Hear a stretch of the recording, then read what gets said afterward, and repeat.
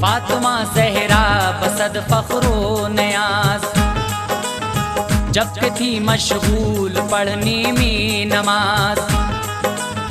یک بیک اس وقت جاگ اٹھے حسین، چیخ ماری زور سے روئے حسین۔ بے تحاشا آپ پھر رونے لگے، راحت و آرام سب کھونے لگے۔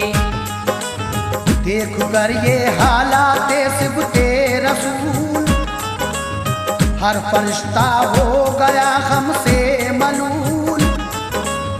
سب ملک آپس میں یہ کہنے لگے، اشک اب شبیر کے بہنے لگے۔ ڈر ہے سکتے میں نہ آ جائے زمین، آسمان